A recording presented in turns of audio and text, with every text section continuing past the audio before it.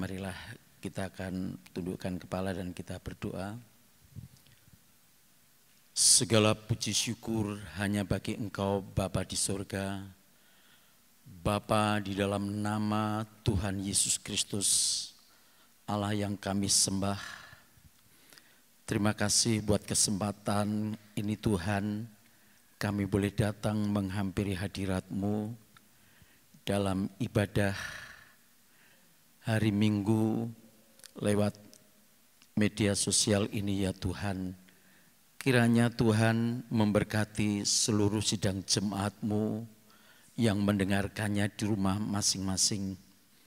Mari Bapa, Engkau urapi kami hamba-Mu menjadi saluran berkat bagi sidang jemaat-Mu semuanya. Melalui kebenaran firman-Mu kami rindu dididik untuk kami lebih mengerti apa yang menjadi kehendak dan rencana-Mu ya Tuhan. Terima kasih, kami akan sambut firman-Mu saat ini. Di dalam nama Tuhan Yesus Kristus kami berdoa. Amin.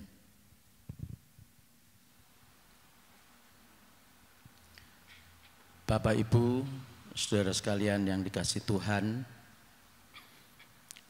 lewat tayangan melalui media sosial ini, saya mengucapkan salam damai sejahtera, shalom.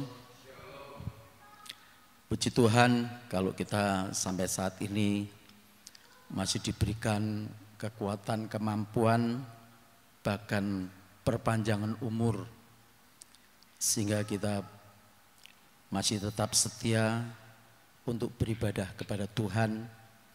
Walaupun ibadah ini harus melalui tayangan media sosial oleh karena situasi dan kondisi yang belum memungkinkan untuk kita beribadah secara bersama-sama. Mari kita akan melihat firman Tuhan yang saya akan bacakan di dalam Injil Yohanes pasal yang ke-15. Kita akan membaca mulai ayat yang pertama sampai ayatnya yang ke-5. Akulah pokok anggur yang benar, dan Bapakkulah pengusahanya.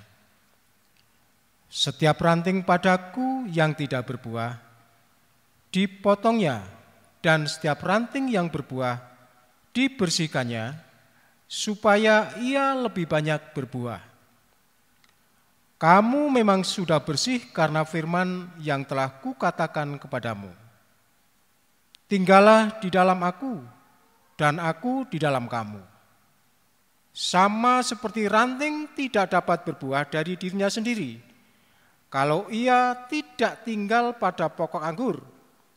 Demikian juga kamu tidak berbuah, jikalau kamu tidak tinggal di dalam aku.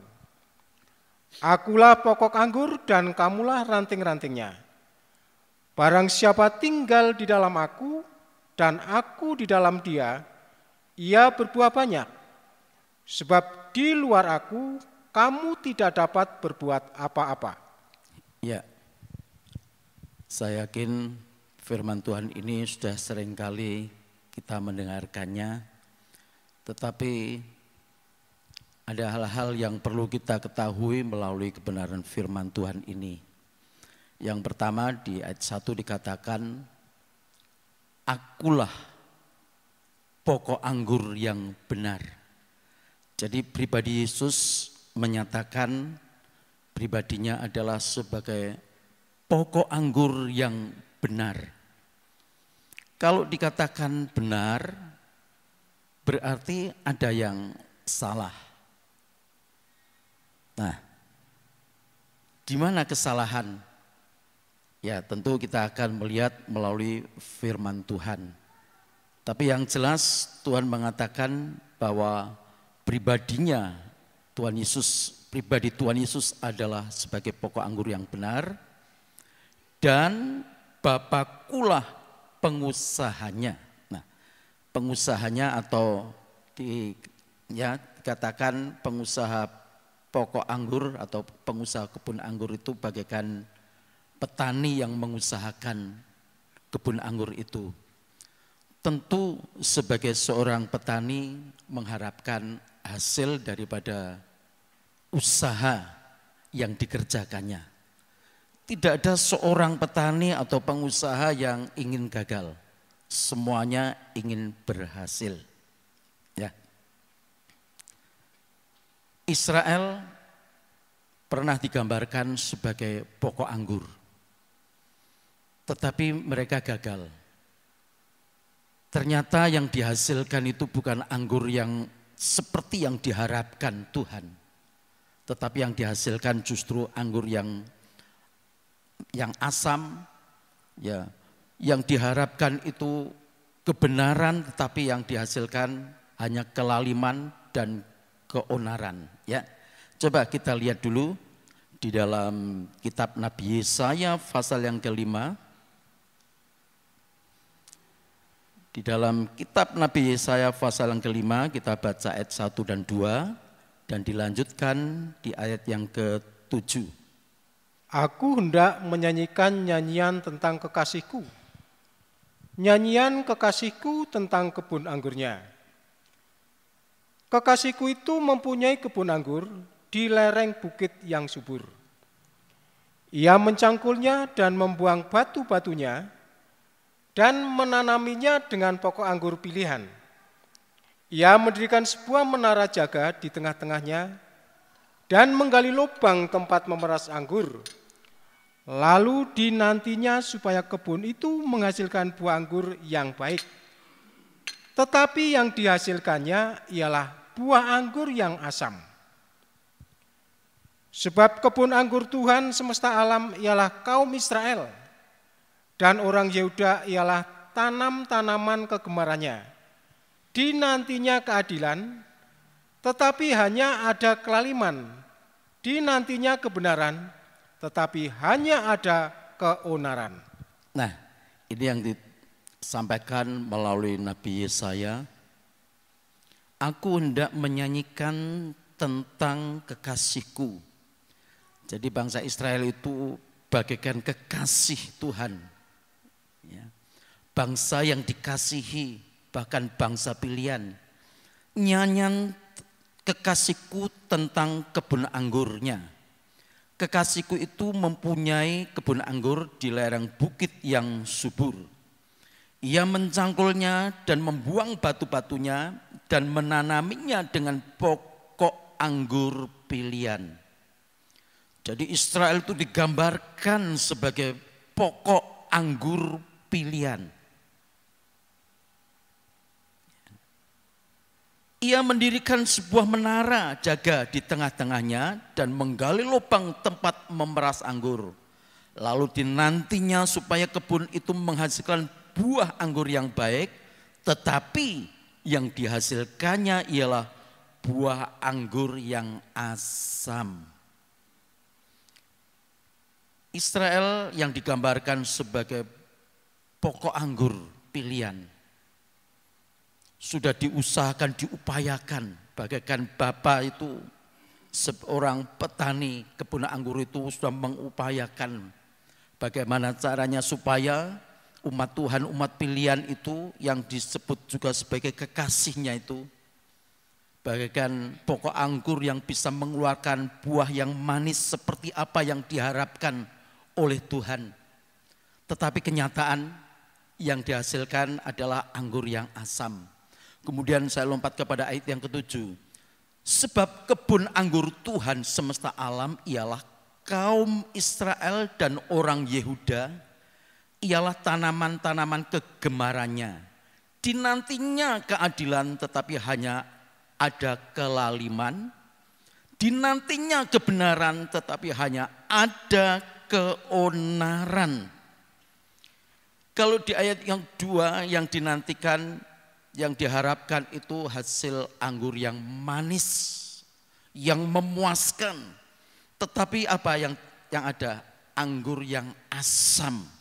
Dalam bahasa lain dikatakan itu anggur yang beracun. Jadi anggur yang liar, anggur yang beracun. Bukan memuaskan tetapi mematikan. Karena itu di dalamnya mengandung racun. Demikian juga di ayat yang ke-7, ya, kebun anggur Tuhan semesta alam ialah kaum Israel dan orang Yehuda.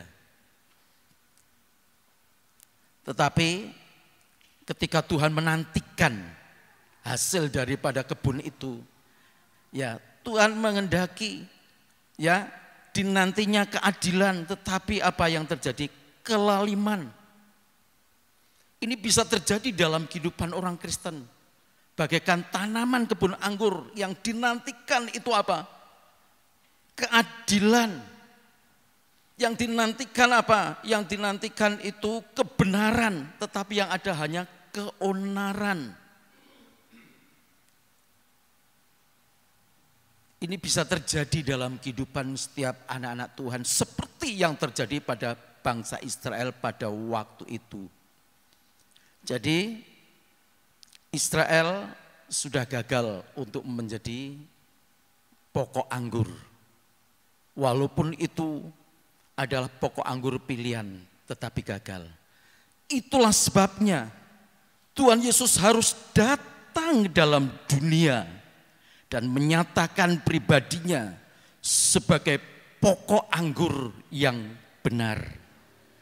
Karena pokok anggur yang salah itu umat Tuhan sendiri, Israel yang sudah gagal. Itulah sebabnya Yesus harus datang. Supaya apa? Supaya umat Tuhan, ya, termasuk saya dan saudara ini yang sekarang terhisap sebagai umat Tuhan, supaya tidak gagal tetapi supaya berhasil. Ya, kita kembali kepada Yohanes pasal yang ke-15 tadi. Sekarang bacakan ayat yang kedua dan 3. Setiap ranting padaku yang tidak berbuah dipotongnya, dan setiap ranting yang berbuah dibersihkannya, supaya ia lebih banyak berbuah. Kamu memang sudah bersih karena firman yang telah kukatakan kepadamu. Ya, nah, setiap ranting padaku yang tidak berbuah pasti akan dipotongnya. Ya, yang memotong ini siapa? Yang memotong adalah Bapa yang di surga sebagai pengusaha daripada kebun anggur. Karena sekali lagi seperti yang tadi di depan saya katakan, seorang pengusaha atau seorang petani itu yang diharapkan hanya hasil. Tentunya dia tidak ingin menanam atau mengusahakan sesuatu itu menjadi sia-sia. Namanya seorang pengusaha. Jadi ada usaha bagaimana untuk bisa berhasil.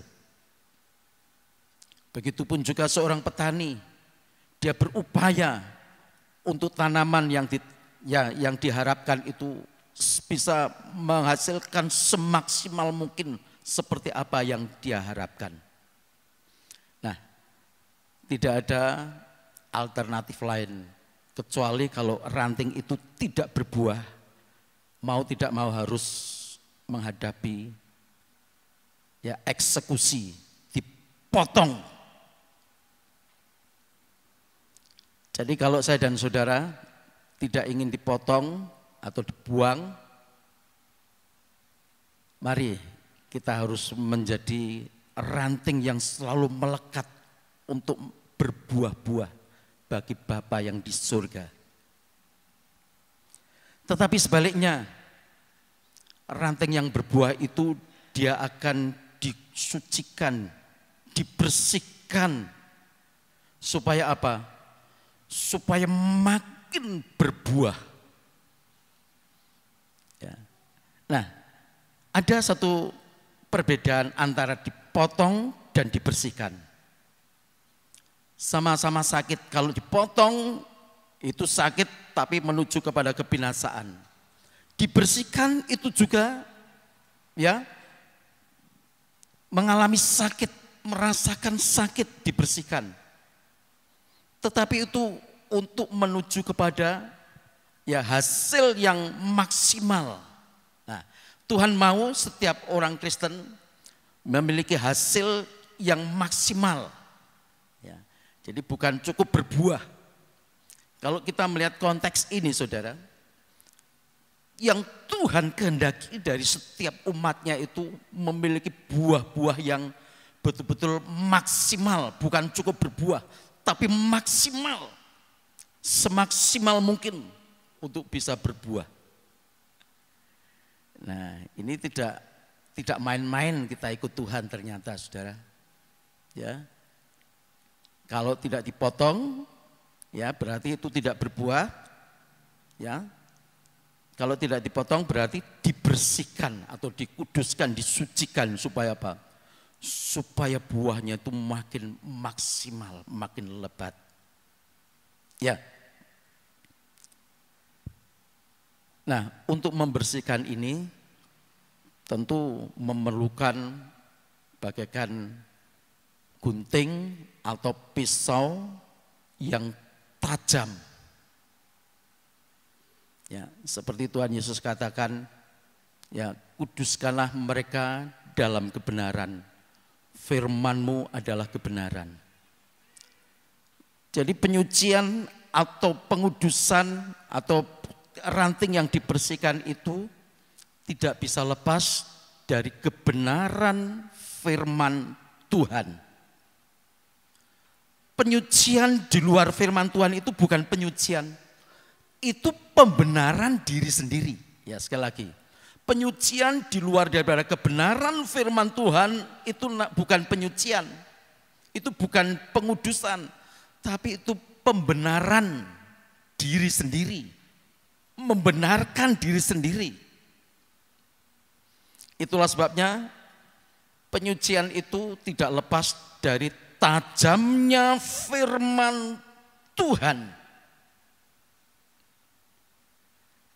Ya, coba kita lihat dalam kitab Ibrani pasal yang keempat ayat 12 dan 13.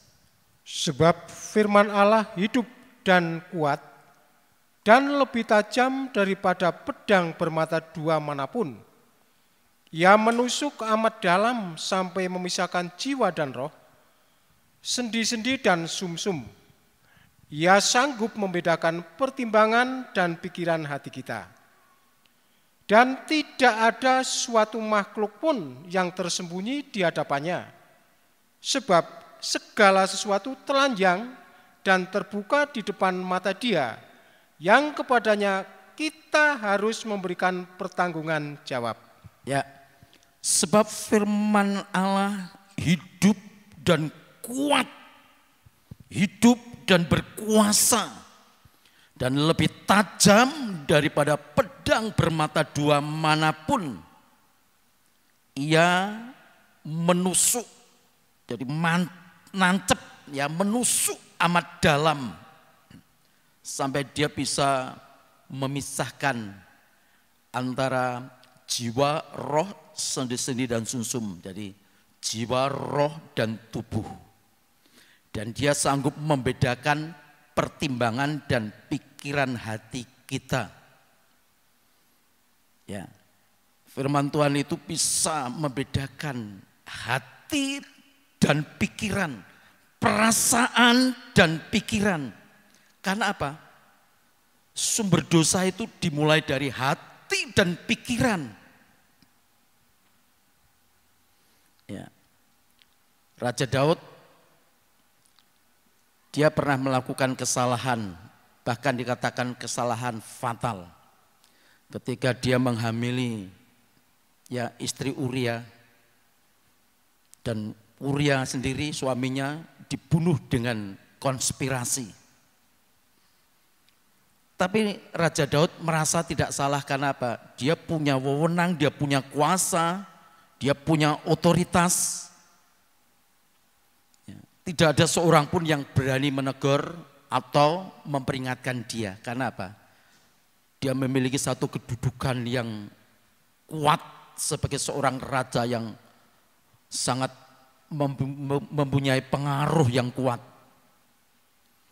Tapi Tuhan melalui Nabi Nathan datang dengan firman yang tajam, bisa menembus hati nurani Daud Yang selama ini Daud melakukan kesalahan tapi tidak pernah menyadari akan kesalahannya.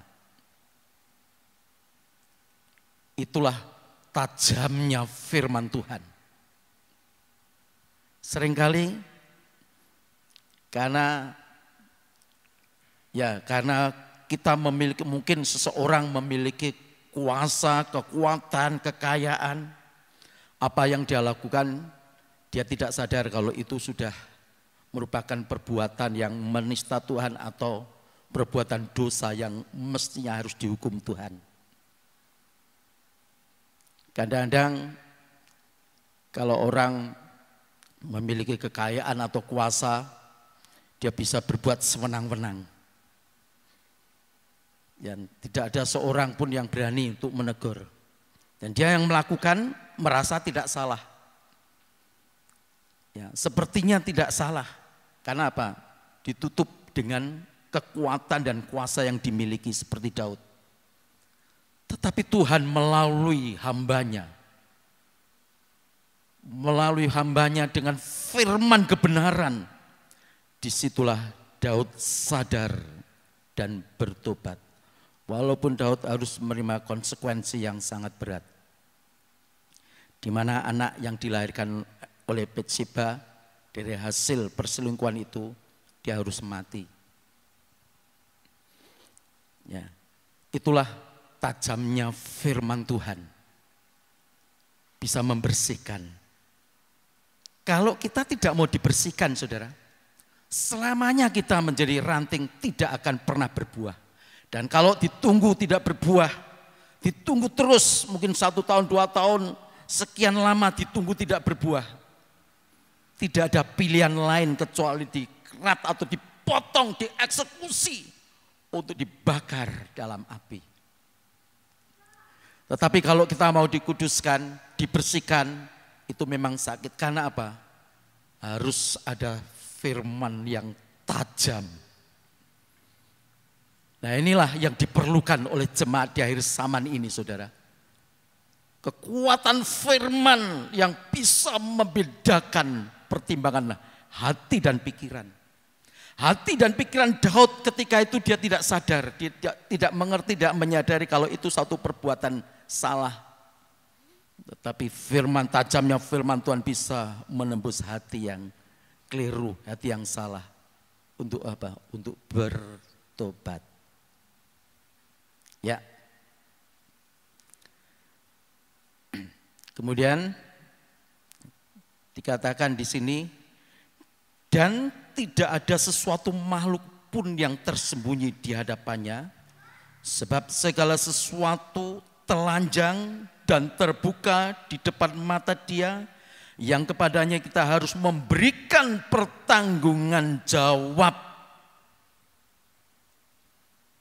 Kita tidak bisa menyembunyikan sesuatu apapun di hadapan Tuhan.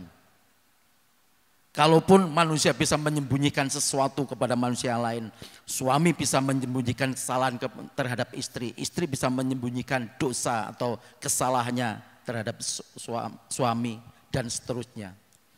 Tapi di hadapan Tuhan, kita tidak akan pernah bisa menyembunyikan sesuatu apapun. Di hadapan Tuhan kita harus memberikan pertanggungjawaban. Boleh sekarang ya orang berbuat dosa sesukanya. Sepertinya tidak ada yang menghalangi, tidak ada hukum yang menjerat dia. Tetapi ada saatnya dia harus memberi pertanggungjawaban kepada Tuhan. Dan tidak akan pernah bisa lepas. Itulah sebabnya saudara. Kalau kita masih diberikan kesempatan mendengarkan firman Tuhan untuk dikuduskan, untuk disucikan. Itu kemurahan Tuhan yang harus kita hargai. Saya sebagai manusia berdosa.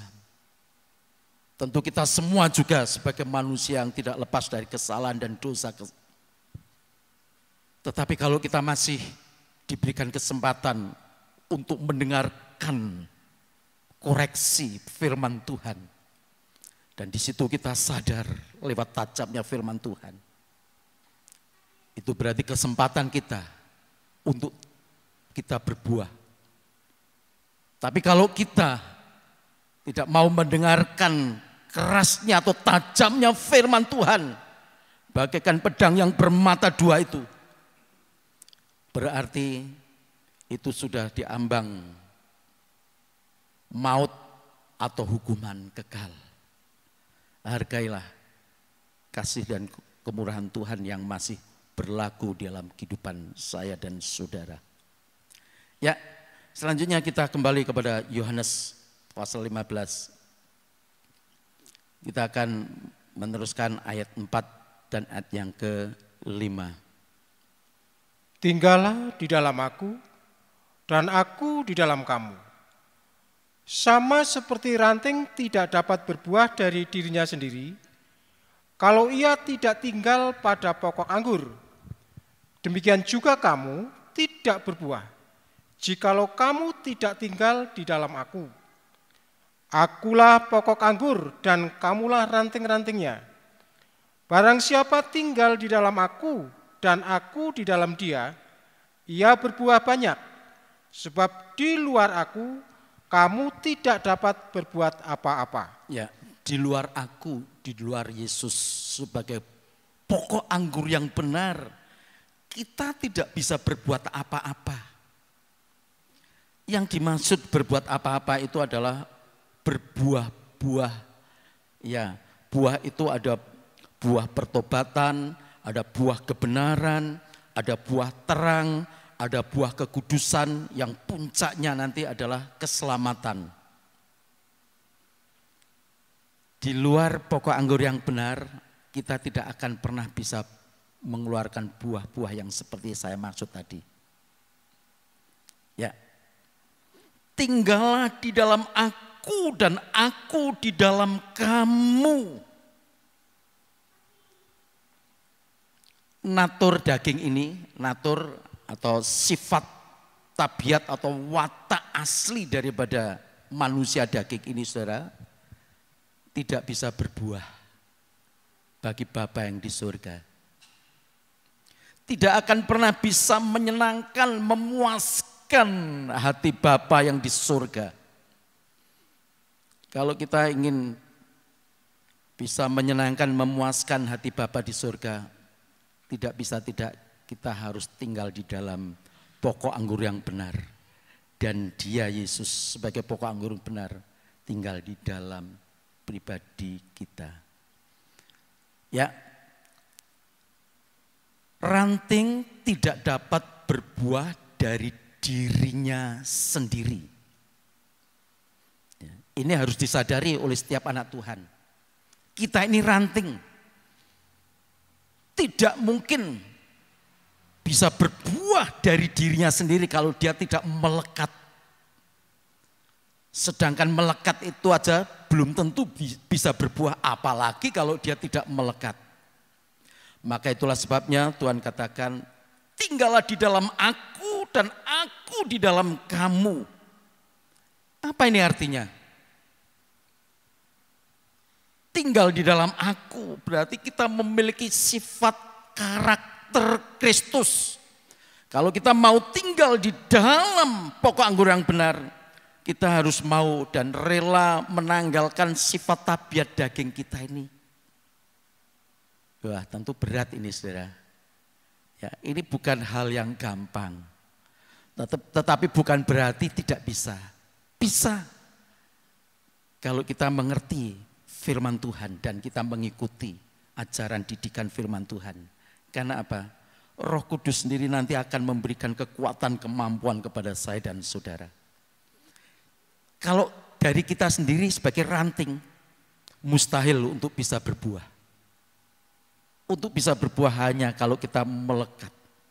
Jadi kita melekat kepada pribadinya. Sehingga kita mendapatkan aliran-aliran. Ya, kebenaran yang bersumber dari pribadinya itu mengalir dalam kehidupan kita sebagai ranting-ranting. Dan kita di situ kita bisa mengeluarkan buah. Buah dan makin berbuah dan makin berbuah. Ya, apa arti tinggal di dalam aku dan aku di dalam kamu. Ya, kita lihat ya di dalam 1 Yohanes pasal yang kedua ayat 5 dan ayat yang ke-6. Tetapi barang siapa menuruti firman-Nya, di dalam orang itu sungguh sudah sempurna kasih Allah. Dengan itulah kita ketahui bahwa kita ada di dalam Dia. Barang siapa mengatakan bahwa ia ada di dalam Dia, ia wajib hidup sama seperti Kristus telah hidup. Ya, maksud kita ini tinggal di dalam Dia dan Dia tinggal di dalam kita, atau kita tinggal di dalam Yesus sebagai pokok anggur yang benar dan Yesus tinggal di dalam kita adalah pertama, kita harus menuruti firman-Nya. Tetapi barang siapa menuruti firman-Nya, di dalam orang itu sungguh sudah sempurna kasih Allah. Dengan itulah kita ketahui bahwa kita ada di dalam Dia. Itu pertama. Dan yang kedua, barang siapa mengatakan bahwa ia ada di dalam Dia, yaitu di dalam Yesus, ia wajib hidup sama seperti Kristus telah hidup. Jadi pengertian kita tinggal di dalam Kristus adalah pertama, kita mengikuti firman-Nya. Yang kedua, kita wajib hidup sama seperti Kristus telah hidup. Ini ditulis oleh Rasul Yohanes. Dia saksi hidup bagaimana dia mengikut Kristus. Jadi dia melihat pribadi Kristus ya dalam hari demi hari yang ya dia ikuti keteladanan Kristus. Bagaimana Kristus hidup ketika bersama-sama dengan murid-murid pada waktu itu. Nah, itu yang menjadi teladan yang patut kita ikuti. Itu arti kalau kita ini tinggal di dalam Dia. Ya, sebagai ranting kita harus tinggal di dalam Dia. Jadi kita harus menuruti firman Tuhan dan kita hidup seperti Kristus telah hidup. Kalau tidak berarti kita belum berbuah. Kita baru sebatas menjadi orang Kristen yang percaya. Ya. Tapi belum berbuah. Hanya baru sebatas menjadi orang Kristen yang percaya. Tapi belum memiliki karakter Kristus. Bagaimana Kristus menuruti Bapa yang di surga. Jadi apa yang dilakukan Kristus itu dia menuruti apa yang diperintahkan oleh Bapanya yang di surga. Sampai pada puncaknya ketika Tuhan Yesus di Taman Getsemani, ya Bapa, jikalau sekiranya mungkin biarlah cawan ini lalu daripadaku. Tetapi jangan seperti apa yang ku kehendaki, melainkan kehendak-Mu lah yang jadi.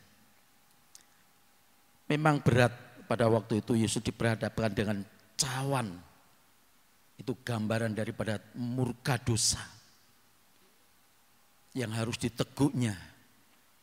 Tetapi Tuhan katakan, jangan kehendak-Ku melainkan kehendak-Mu ya Bapa yang jadi. Itu penurutan. Ya, itu penurutan Kristus terhadap Bapanya yang di surga. Kalau kita ingin berbuah-buah, turuti firman Tuhan. Kalau kita ingin berbuah-buah, kita harus hidup seperti Kristus telah hidup.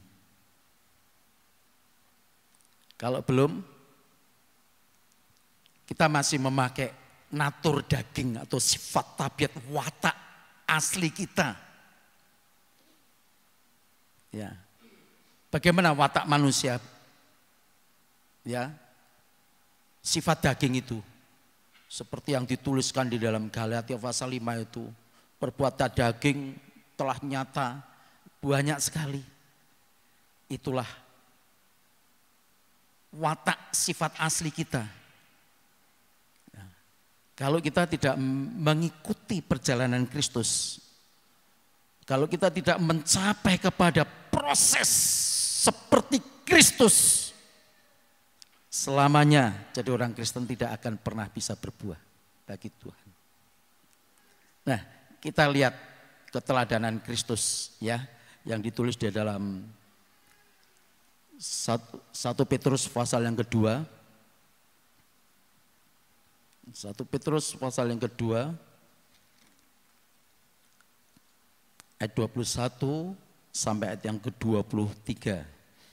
Sebab untuk itulah kamu dipanggil, karena Kristus pun telah menderita untuk kamu dan telah meninggalkan teladan bagimu, supaya kamu mengikuti jejaknya.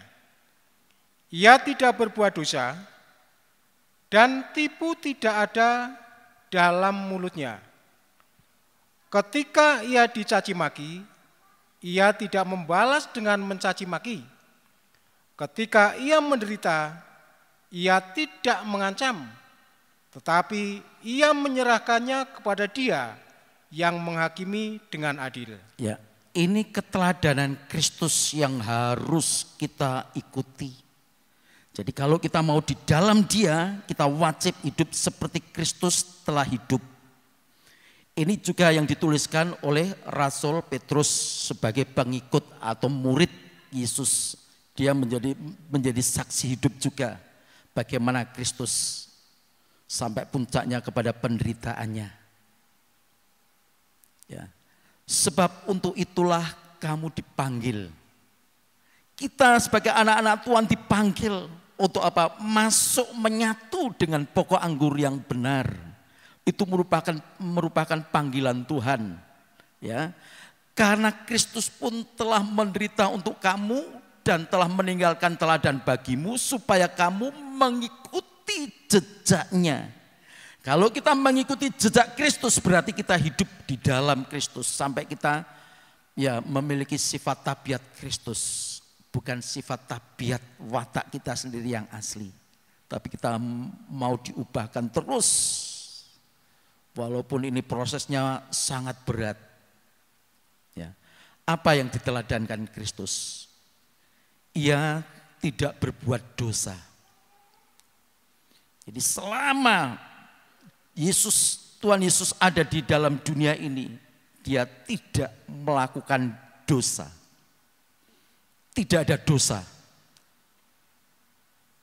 Sampai Pilatus bingung mau menghakimi Tuhan Yesus ketika ya diadili oleh imam-imam kepala dan orang-orang Farisi. Dia tidak mendapatkan kesalahan dan dosa yang setimpal dengan hukuman mati yang harus ditanggung oleh Kristus. Karena apa? Tidak ada dosa. Nah, kalau kita mengikut Kristus sampai kita ini tidak berbuat dosa. Waduh, tidak bisa. Berat, memang berat. Ya. Jadi menjadi pengikut Kristus itu enggak gampang, enggak sederhana, saudara.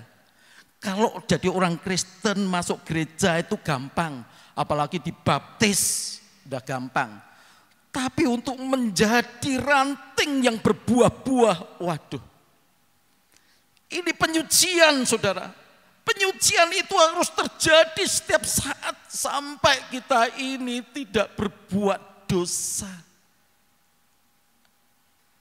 Maka kalau Tuhan izinkan orang Kristen harus menderita, itu tujuannya untuk apa? Untuk menyucikan, untuk apa? Untuk menguduskan, supaya apa? Supaya kita tidak ya terbiasa berbuat dosa, latah berbuat dosa. Sepertinya perbuatan dosa itu menjadi sifat tabiat. Ini yang mencelakakan kehidupan orang Kristen, saudara.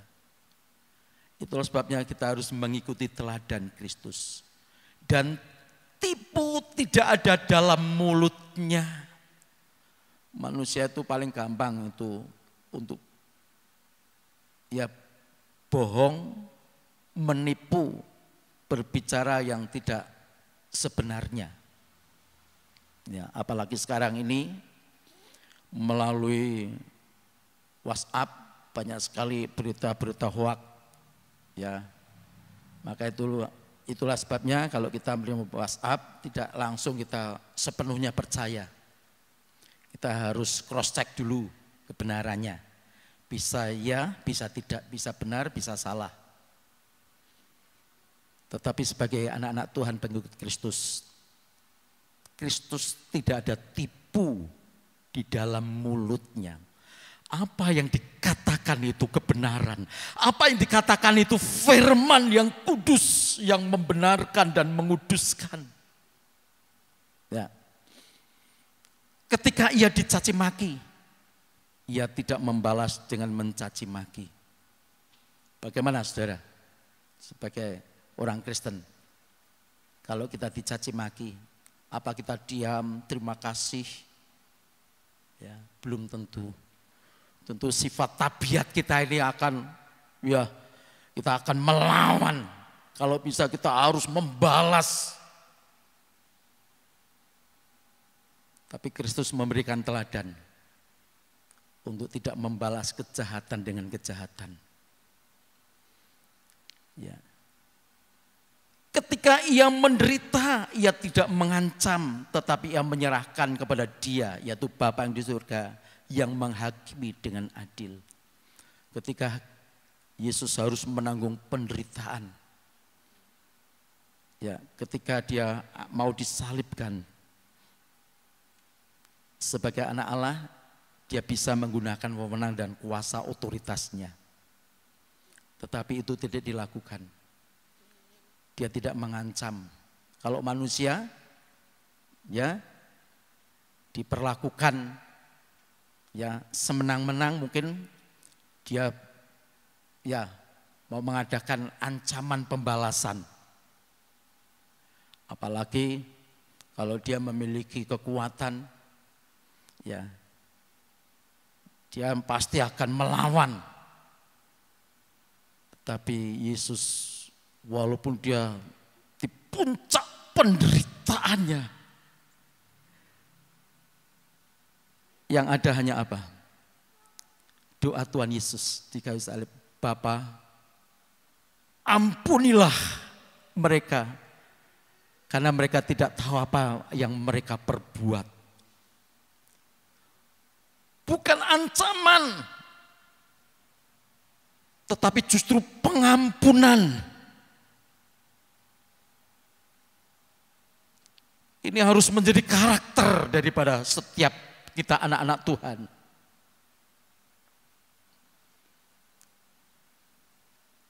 Kalau tidak, kalau ini belum menjadi karakter dari setiap anak Tuhan, berarti kita belum berbuah.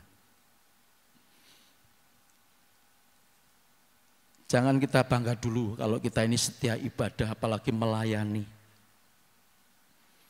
Tapi kita belum bisa meneladan keteladanan Kristus. Belum hidup seperti Kristus telah hidup. Itulah sebabnya saudara, lewat kebenaran firman Tuhan yang saya sampaikan dalam kesempatan ini, marilah kita koreksi diri masing-masing. Sudahkah aku berbuah yang menyenangkan, yang menyukakan Bapa di surga? Kalau belum, masih ada kesempatan. Tentu untuk berbuah kita tidak bisa tidak memerlukan tajamnya firman Tuhan untuk menguduskan, untuk menyucikan. Tuhan memberkati. Mari kita akan angkat pujian, satu lagu yang mendukung firman Tuhan yang kita dengar pada kesempatan ini.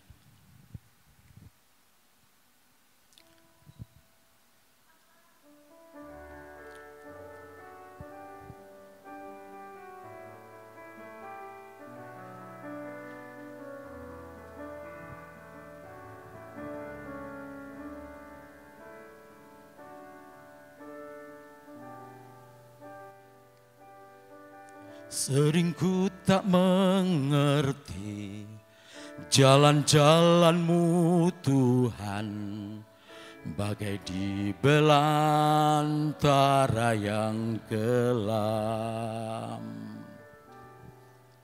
Tanpa seribu tanya, namun tetap percaya, jejak-Mu Tuhan sungguh sempurna. Ajarku memahami semua yang Kau ingini, agar hidupku puaskan hati-Mu. Bagi-Mu aku rela sepenuh hati menghamba, serahkan diri genapi karya-Mu. Ajarku memahami semua yang Kau ingini, agar hidupku puaskan hati-Mu. Bagi-Mu aku rela sepenuh hati menghamba, serahkan diri genapi karya-Mu. Serahkan diri genapi karya-Mu. Waktu selanjutnya saya serahkan Bapak Gembala untuk memimpin perjamuan kudus.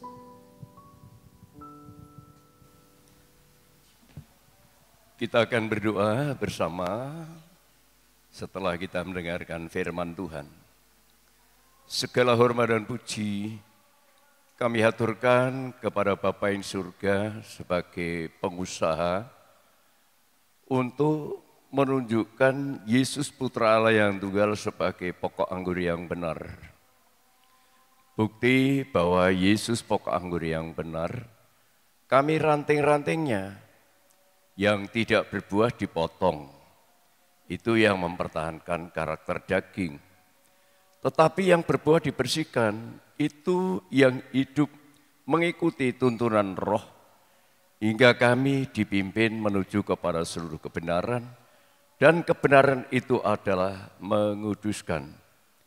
Bukti kami berbuah menyenangkan hati Bapa. Kami kembali kepada ciptaan Tuhan yang semula, sebagai gambar dan rupa Allah. Itulah Yesus Kristus. Sebelum kami menjadi sama seperti Yesus, berarti kami belum berbuah-buah. Oleh sebab itu Bapa, lewat firman yang disampaikan saat ini, memberkati kami semua, dan kami merindukan hidup berbuah-buah. Rela dibersihkan dengan firman, dengan pedang yang tajam, supaya kami tidak bertahan dalam karakter daging, tetapi berubah menjadi seperti Yesus, menteladan Kristus, dan kembali kepada gambar dan rupa Allah. Engkau sudah berkati firman-Mu, berkati hamba-Mu yang menyampaikan firman Tuhan, berkati jemaat-Mu, bahkan sekarang kami sama-sama akan terima tubuh dan darahnya Tuhan. Layakkan kami semua untuk makan dan minum. Dalam nama Tuhan Yesus Kristus, kami berdoa. Haleluya. Amin. Ya. Kita akan mengangkat tubuhnya, mendengarkan firman Allah sebelum kita makan dan minum.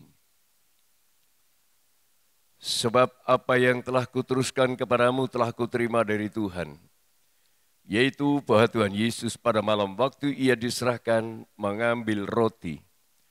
Dan sesudah itu ia mengucap syukur atasnya. Ia memecah-mecahkannya dan berkata, inilah tubuhku yang diserahkan bagi kamu, perbuatlah ini menjadi peringatan akan aku. Sama-sama kita makan tubuhnya di dalam nama Tuhan Yesus Kristus.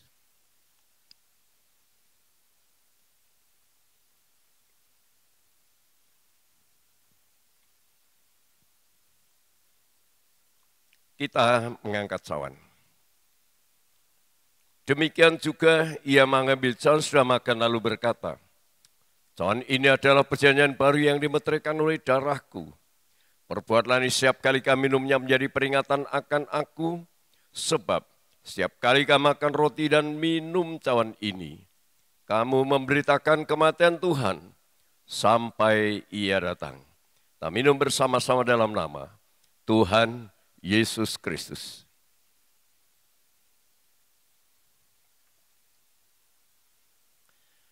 Terima kasih banyak Bapa dalam surga. Kami bersekutu dengan tubuh dan darahnya. Kami bersekutu dengan kematian dan kebangkitannya untuk menjadi sama seperti Yesus. Karena Yesus adalah firman Allah yang menjadi manusia. Itulah pribadi Allah memberikan teladan kepada kami, supaya kami tidak tetap hidup bertahan menurut karakter daging, tapi hidup menurut pimpinan roh, menuju kepada kebenaran firman yang menguduskan hidup kami. Tanpa kekudusan, kami tidak bisa melihat Allah. Terima kasih. Sebentar lagi kami masing-masing akan meninggalkan tempat ibadah ini, dan yang di rumah masing-masing akan melakukan aktivitasnya. Mari engkau memberkati.